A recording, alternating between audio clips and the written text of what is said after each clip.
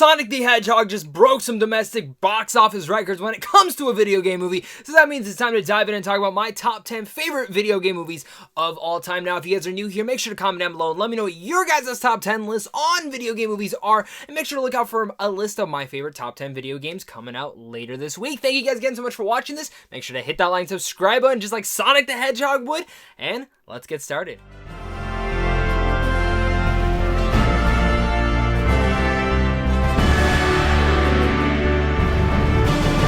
Down at my number 10 is actually one that I was pretty sour on coming out of, and on rewatch, it's not as bad as I remember. It definitely isn't the best thing ever, but from what it gets down from the essence of the video game, it has to be in there, and that is Assassin's Creed with Michael Fassbender. There are some cool action sequences in here, and definitely the story is pretty much borrowed from the exact same thing that Assassin's Creed is, and that's what I kind of wanted from it, but I also wanted a more hardcore take. I wanted it to be a better story, and I felt like the story didn't know how to balance the present, modern-day sci-fi stuff going on within the actual back-in-the-day history type stuff, and it feels like this film lacked on depth because of the runtime. Now, if the runtime was longer, I think this would have actually helped the film, but I think Assassin's Creed maybe works better as a miniseries or say a show. The way that I would look at this is maybe one episode takes place in the modern day and the next episode takes place in the past. I think that would kind of make it for cool, because I'm one of the ones that when it comes to Assassin's Creed, the earlier ones at least, within maybe the first 3 or 4 with Desmond, I actually like that modern stuff and I thought it was intriguing. Definitely wasn't the best stuff of the game, but it was still intriguing enough to make me get through it. And then once you get into the later games, when they started getting away from it, thank God, but there was some where it's like, we don't know what we're doing, but we're still gonna have it, and it's like, nah, you didn't need that at all. But it's still a unique concept, and Assassin's Creed still nails what the essence of the video game was, even if it wasn't a great movie. And coming out at my number 9 is a little bit of an unconventional pick, but that is Serenity. Now, if you've never seen Serenity, first off, it's not based off a video game, but it is technically a video game. Now, that might be a spoiler for some of you who have never seen the movie. It's hard to kind of dive into it unless you've seen the movie, but it definitely is a giant plot twist within the movie. Sorry if I've ever ruined it for you. You definitely should go still see this movie, because this movie is unlike anything you've ever seen. It's definitely unique, and it's one that's kind of caught my attention. It's one of the worst movies I've ever seen, but also one of the best. It's so entertaining in that value, and it's one that you should definitely check out. It stars Matthew McConaughey, Anne Hathaway, and it's about a man who's a fisherman, and his ex-wife, Anne Hathaway, comes to him and says, I will pay you $10 million to kill my husband. There's so much more to it than that, and I love it for that, and I don't want to get into any more detail, but you should definitely check it out. Coming in at number 8 is going to be Sonic the Hedgehog. Now, I don't think this is an amazing movie. I think it's definitely charming and delightful and very fun. And again, the Sonic character, it gets down the essence of who Sonic was. Yes, is it a little bit too kiddie and maybe a little bit too family-centric? Absolutely, I can totally get into all those dynamics, but when you take away from that, it still is a fun and entertaining time that has a lot of humor and heart to it, that I think Sonic the Hedgehog, who he is as a character, you get that down in here, and there's a lot of nice Easter eggs in here, and the way that it sets up for the future of this franchise is one of my favorite things, and Jim Carrey's Dr. Robotnik is perfect. I mean, that is Dr. Robotnik, and I love what they did with this, and I think, for me, I appreciate some of the elements. I didn't love the concept necessarily, but I love what they did with the Sonic character, and I think there's so much potential for the future of this character in movies, and I'm excited to see what they could do with it. Coming up at number 7, some of you guys might not count this as a video game movie, but when I was doing my research, this came up, and I said, it has to be on there. My number 7 is Pokemon the First Movie with Mewtwo. This movie was my childhood. I love this movie, and again, when I look at a video game movie, it has to get the essence of what a video game, like what the video game was, and also kind of add in if it's a good movie or not. I think this is a good movie. I love anime, and when it comes to Pokemon, this is still my favorite Pokemon movie to date. This is Pokemon 2000.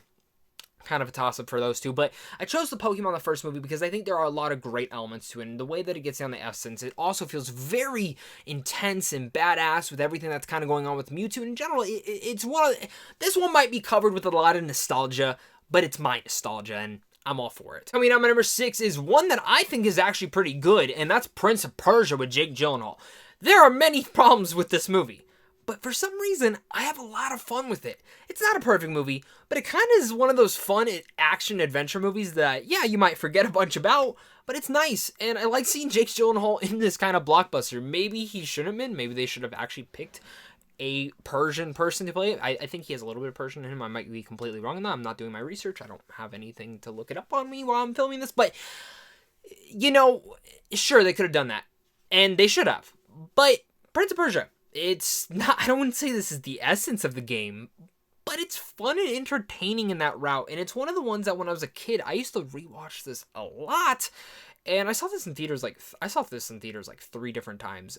There's something about this movie that's always appealed to me. And maybe it's because I'm a little bit biased on the game and it was cool seeing it come to life. But that's just kind of me. And then when it comes down to this list, it's kind of biasness in that whole entirety. And it's not saying that any of these movies are really good, but some of them are decent at least. Before I give you guys my top 5 favorite video game movies of all time, make sure to comment down below. Let me know what your guys' list is. Make sure to also hit that like and subscribe button if you guys enjoy video games, video game movies, or in general, early movie reviews. I do them all the time. Talk all that stuff on this channel. And of course, if you guys are also new here and you want to check out films early, head over to Sandwich on Films down below on how to see films early. And of course, just a big thank you to you and a big thank you to my Patreon supporters, because without you, I wouldn't be able to do this. Down at my number 5 is Mortal Kombat!